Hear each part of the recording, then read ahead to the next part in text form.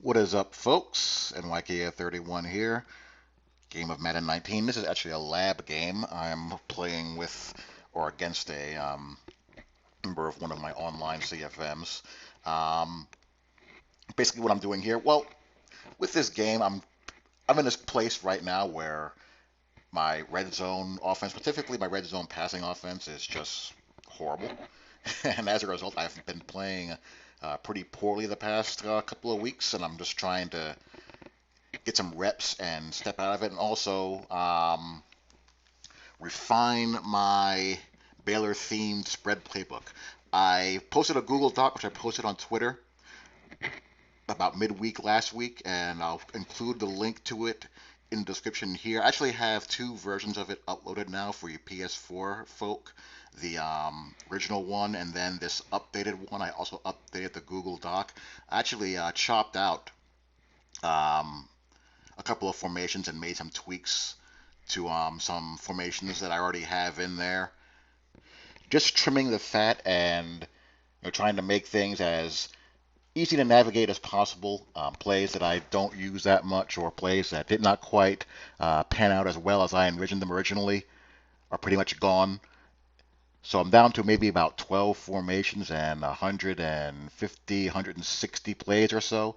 Um, Again, download whichever version you want. Download both of them. I think you'll be able to function pretty nicely in either one. I would suggest if the prospect of using a small playbook kind of freaks you out, start out with the first one first. Get yourself comfy, and then scale back when you feel comfortable with what you're running.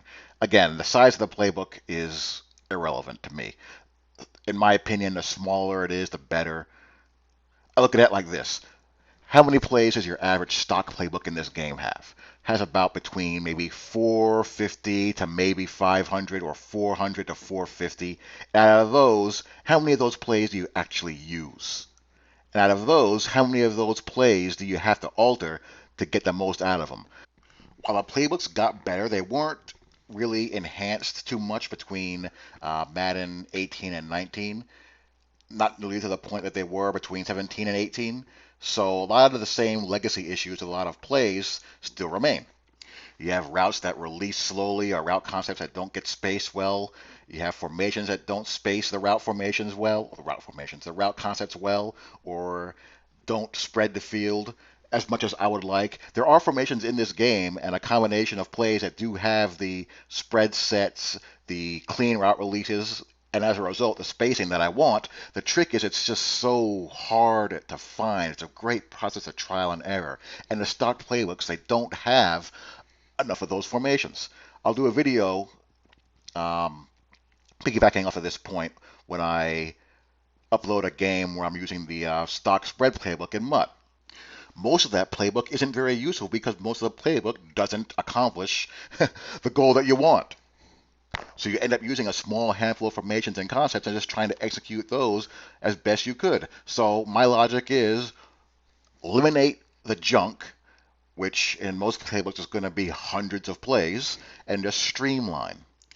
But anyway, for PS4, you can find the playbook in the file share under, with the two playbooks under Kia Spread and Kia Spread 2.0, no spaces. And you can download that. And for your Xbox guys, the Google Doc is in the description below. Even for your PS4 guys, just to kind of get a idea of um, the method to my madness. It's basically my offensive manifesto for the game.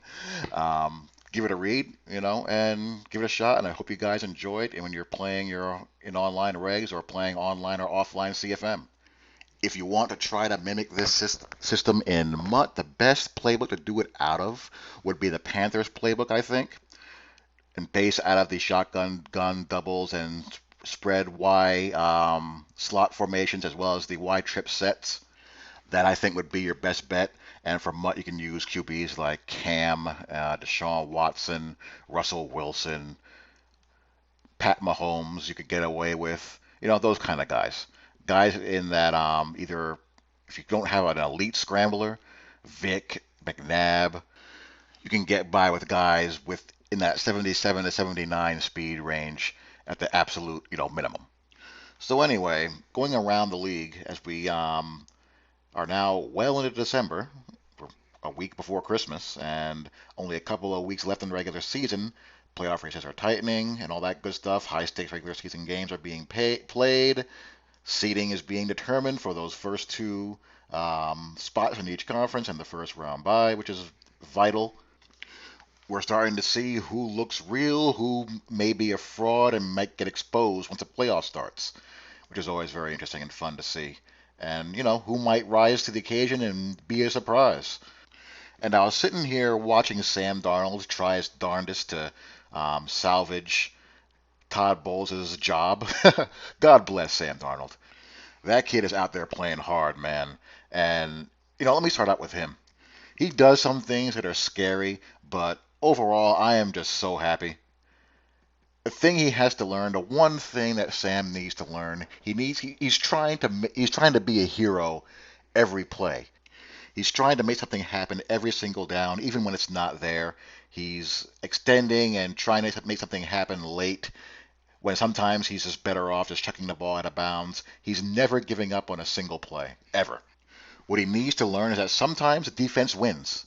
Sometimes they have you, and there's nothing, and there's no other play to be made other than go on to the next play.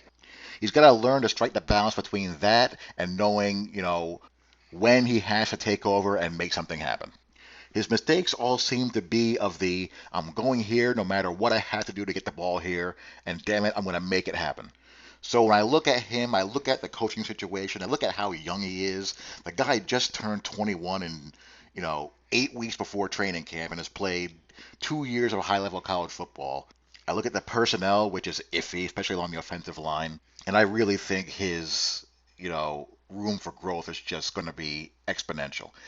He's not as polished as Baker, but I wouldn't be surprised, and I fully expect year two that he's going to begin to, you know, close that gap. I don't compare the two, but I know a lot of Jets fans. They see Baker Mayfield having success early, and Sam kind of looks uneven at times. I think that gap's going to close as the years go by. I think they're going to be both good. I think Rosen's going to be good. Rosen's situation in Arizona is worse than Sam's, and he's hanging in there as well. Lamar Jackson, all those people who were saying he needs to be running routes at the combine. I mean, Jesus. He has a coach that's smart enough to let him be him. He's taken over that job in Baltimore. Really, again, as I said all along, the only guy who I don't like is Josh Allen, and I still don't like Josh Allen. I think Josh Allen is a new Blake Bortles. I think that's his ceiling. He's going to show athleticism. He's going to show flashes of good play, but I think ultimately he's going to break your heart every single time. And let me get to the quarterbacks in general throughout the league. You know, you look at a team like Minnesota. Minnesota, I had picked to come out of the NFC. I figured at worst Cousins would give them a reasonable facsimile of what Case Keenum had given them, because I think Cousins is a better player. And with Case Keenum, I thought Denver might have a chance, but I thought there was a chance that Case Keenum would regress to what Case Keenum is, an average starter at best and a good backup. And if you look at Case Keenum's performance, it's been just that. It's been average. And if you factor in the numbers that quarterbacks are putting up now, it's been below average. But I think what happens with these quarterbacks is that they all make so much money now. They all get played. They all get paid like franchise guys. They all put up stats, so everyone thinks that their guy making all that money is a franchise guy. When really, there's only 4 or 5 of those guys in the entire league. The rest of these guys have to be coached. They have to be game planned for. They have to be surrounded and protected. You can't just roll them out there. Even we saw this year, even Aaron Rodgers can't do that. Or he was unwilling to do that, depending on your perspective and how that went. I think there was a combination of the talent in Green Bay digressing and also Rodgers' lack of, want to be frank. That has contributed to that situation in Green Bay. But yeah, let's go back to Kirk Cousins for a moment. Look at Kirk Cousins' stats for the season. Just look at his raw stats. They're pretty damn good. He's going to throw for over 4,000 yards. He's going to flirt with 30 touchdown passes. He's only thrown 10 INTs. His QBR is up there pretty nice in the top 10, 15-ish in the league. QB rating is around 100.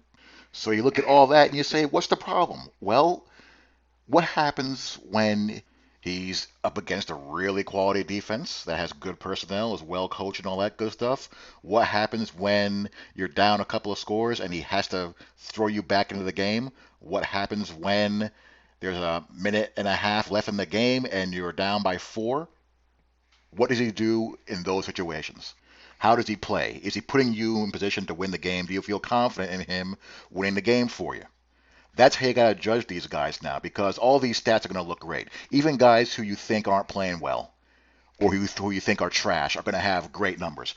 Let's take a look at Eli Manning, who everyone loves to make fun of. Eli Manning has 3,700 passing yards, 18 TDs, 9 INTs, QB rating over 90.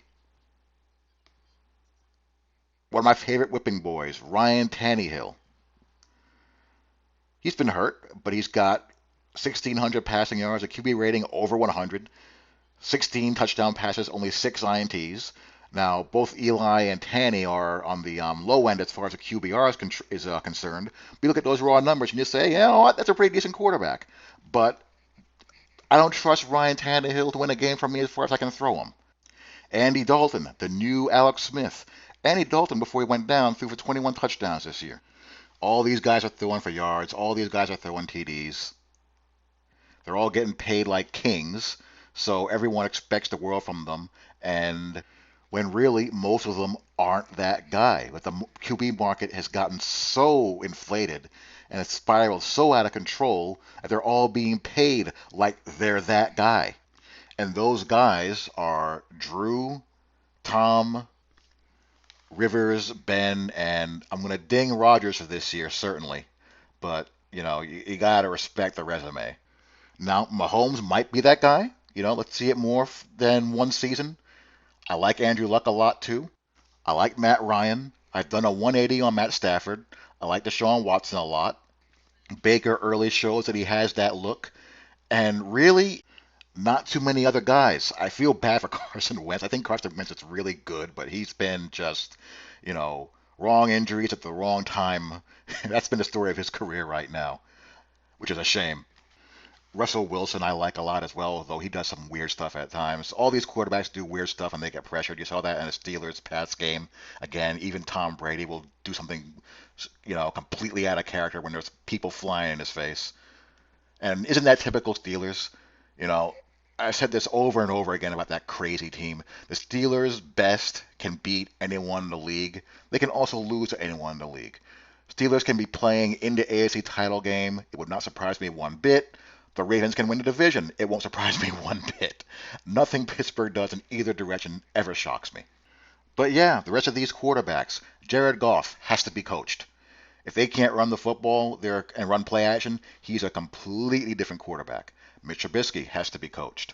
Kirk Cousins can't be asked to throw 35, 40 passes a game behind a inconsistent running game. Although I think the inconsistency is more due to play calling than the talent of the backs. Plus a shaky offensive line. Eli Manning. Eli Manning can still put up some numbers for you here and there, but he needs a damn fortress around him because he can't move at all. And at this stage in his career, he gets really jittery when there's anyone around him, pressure wise. Dak Prescott, he has to be managed, and really that's okay. Because your quarterback has to be managed doesn't mean you can't win with the guy. Doesn't mean that he's not good. It just means that he's not someone who's going to single-handedly strike the fear of God into opposing defenses, and that's okay. Surround him with better parts, and he'll do just fine.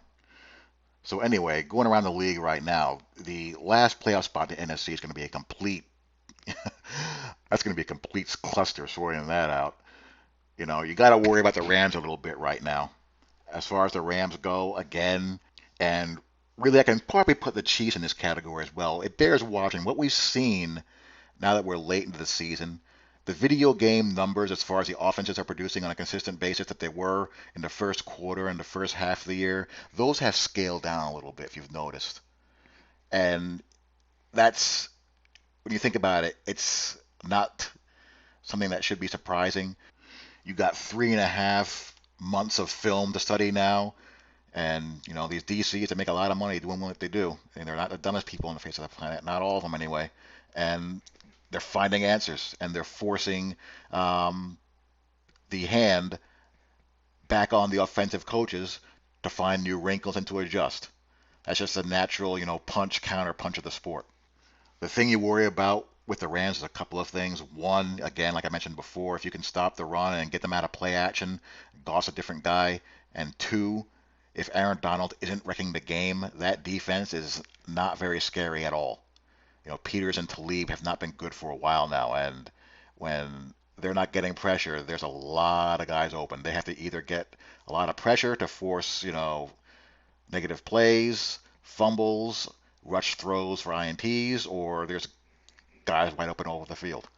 Not good. I think if the Colts can get into the postseason, there'll be a headache for somebody. I think that's a team that by the time playoff time rolls around, if they're in it, that you're going to feel nervous playing. I'm not entirely sold on Dallas. I'm not sold on Dallas at all, as a matter of fact. But a shutout's still a shutout, and they've been playing much more stout this year. This year on defense, they are protecting Luck a lot better. They're playing really well right now, really well. The Titans are 8-6. You can never trust them. We can't ever trust the Titans. We've learned that by now. They're 8-6, and they just won a game where Mariota threw for 88 yards on 20 attempts. You're not going to be able to rely on 200-yard games by Derrick Henry down the stretch for very long. That's just not going to hold up. Sooner or later, Mariota is going to have to get the job done, and I'm rapidly running out of alibis for the guy. I mean, Mariota and Winston, ironically enough, might be the same guy. Guys who show you flashes but ultimately let you down, which is crazy to me. Really crazy. I'm hoping the Chargers have a run. I think Philip Rivers is the forgotten great Hall of Fame QB of his generation. Some of it's his fault. He's had some down years prior to this, resurgence the past couple. Some of it not earlier in his career. They squandered some games and they had just a loaded team. Remember how good those Chargers teams were in the Norv Turner era? Remember how good Sean Merriman and Phillips were, and Antonio Gates in his prime, LT, Vincent Jackson, and those big receivers they had? My God. Them not getting to a Super Bowl with that group kind of dings his legacy a little bit. In the NFC, the path to the Super Bowl is going to be going through New Orleans, it looks like, and that's never an easy task. That's a very tough team to beat in their building. But again, same with the Chiefs and the Rams. They've been punched in the face a couple of times, and it's been a little bit harder for them to, put up the numbers that they're putting up earlier in the season. But I think what the Saints' issue with that is a couple of things. One, they don't really have. There's no one on that team receiver-wise that can just run right by you. There's no Devery Henderson. There's no Robert Meacham. They haven't had Ginn all year. And that's an important piece of Sean Payton's offense. You got to have that guy that can stretch the field. And they haven't really had that. So what's been happening is that teams have been getting into the receiver's face because outside of Michael Thomas, no one really scares you that much. That's pretty much what the Cowboys did. The Cowboys had the pass rush as well to go along with it. And that's what the Bucks did for a half before the Saints put that game away. They started to make a more concerted effort to get Kamara and Ingram involved, and they started to hammer away, and that opened up the passing game again, and they were able to pull away. And I think that's the adjustment the Saints are going to need to make as well when teams start to play them like that, which they probably will from here on out. So yeah, down the stretch we come in the NFL regular season. It should be fun to see how this plays out. Looking forward to it. Hope you guys enjoy. Talk to you all later. Peace.